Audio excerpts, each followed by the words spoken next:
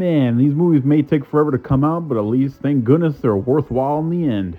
James Cameron, he's back. Avatar is back. And let's get into this third movie, Avatar Fire and Ash. Yeah, way back when Avatar Way of Water was coming out, I finally thought, hey, maybe I should give those movies a try. Maybe I'll like them. And yeah, after seeing the first one, I was like, okay, I'm very invested in the story. Jake Sully, a paralyzed dude, turning himself into a Na'vi, otherworldly character, and just becoming one of the people of Pandora. Yeah, Hey, super cool. that's pretty And also good. this War General Dick is after him the entire time. Yeah, super cool and very intense antagonist. Then when Way of Water stumbled around, oh my god, it was just more and more glory. It was cool. Movie did feel a bit long. These movies do feel like they're really using their length to their advantage. And then you get more Jake Sully badassery, and Jake Sully's got a family. They're with the Water Tribe. They're learning how to become, learn the way of water, really. While the General Dick takes a page out of Jake Sully's playbook and becomes a Na'vi himself, and he goes after him and his family. But then Jake Sully's all like, Then let's get it done. beats the bad guy's ass. He goes away. Na'vi live to see another day, and now they have a new tribe, a new colony of Na'vi to be friendly with.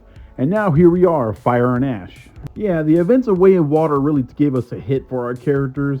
Everyone's kind of in a different place right now, just trying to be at peace in Pandora. But then it all gets messy when, and it gets super messy when Quaritch is trying to still go after Jake Sully and bring him in for betraying the humans in his eyes. Yeah, they got the little tussles, a little rivalry going on in this movie. But then it all gets messed up. That takes a back seat in the first half because we got a new breed of Na'vi. We got fire Na'vis now. Enter Varang. She's the main fire Na'vi chick. Everyone's got a thirst trap crush on her, but I don't personally see it. But Quaritch finds them interesting. He thinks that he can work with them to bring in Jake Sully and his family. And also Spider, that human character who always wears the mask because he can't breathe Pandora's air because he's human after all. Spider is a big focus in this movie, way more than he was in the second movie. He's close to being one of the main characters in this movie. And yeah, everyone's going nuts over Spider because the unthinkable happens. The humans want Spider. The army base of humans want Spider. They want to experiment on him. They want to ask him questions. They want to test him because how is it that a human was able to work well and become accepted into the Na'vi's culture and live with them and sustain life for so long on Pandora? The humans want to study it. They want to harness it. Maybe humans can live on Pandora. They can harness their resources and become, just overtake it all, overtake everything. While Jake Sully has to deal with Varang and Quaritch on his tail the entire time, protecting his family and just defending Pandora. So after establishing the whole story of this movie, yeah, I think it was a pretty raw movie. It was pretty kick-ass, I'm not gonna lie. This is the first time I've ever seen that about an Avatar movie. I liked Way of Water. I liked the first one, but this one was an experience. The most action-packed Avatar movie for sure. Like I said, it's a 3-hour movie. They really used their runtime to their advantage, but I don't think they have to be this long. You definitely feel this movie does slog a lot in the first half, but then in the midsection and the conclusion, that's when it gets engaging. That's when it gets bumping. But because you see a lot of scenes of that didn't really need to be in the movie, just them shining their shoes or flying around, or some people having really drawn out romantic quarrels, them polishing their weapons and spears, stuff like that. That could have been a scene or two, then move on. They give you a lot of time with Spider because he's basically the focus of this movie, and they really want you to attach them. I get that, but some of the scenes he's in, you could have shaved those down just to make it more tighter and more compact.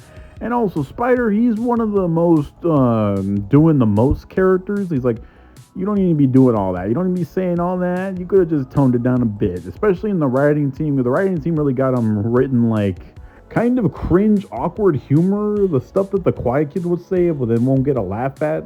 The actor is okay, but I feel like he could have been written better. One thing I will say, I think the first two movies actually have a pretty crazy, engaging premise. They're the kind of movies that kind of stand on their own. This one hardly does this. Feels like part 2 of Way of Water. I mean that in the most positive way ever. The story in here is basically the same as Way of Water. It's the same thing. It's just the aftermath. What part 2, the conclusion of that story. It's James Cameron wrote a big ass epic and then he was okay, we're gonna split this one epic in 2 movies. hardly anything new besides the fire Navi are introduced in this movie. It's just everyone continuing what it's unfinished mission of way in water, and then they have to finish it in here. No new story beats, nothing really new we haven't seen before. I guess besides some architecture and some other Navi we had never seen before, like the fire. We also see some wind sky Navi, but they leave the movie immediately after one action scene. Spider, I can't really say that's a new story beat because they were interested in him in a lot in the last movie. It's just kicked into overdrive in this one. But does this movie Fire and Ash have anything more to say than Way of Water already taught us? No, it doesn't. It's the same. It's still big blue people protecting his family and protecting his human kid, and while fighting the army the entire time. The rivalry between Jake and Quaritch still bruised, but it never feels concluded. Reminds me of like Daniel LaRusso going up against John Kreese in later Cobra Kai seasons. Like every season he fights the same guy. You can see some growth on Quaritch's part, but like it's very short-lived. He's mostly hypnotized and thirsty for this Fire Navi chick Narang. He just wants to get up in that. Then after spending time with that, he's like, oh yeah, Jake Sully, I can go murder his family, why not? But the one absolute positive I can always say about all these movies is that the visuals are amazing. They're breathtaking. The colors pop. All the Navi characters and all the water scenes, all the action scenes are just so beautiful to look at. It never looks cheap. It never looks shitty.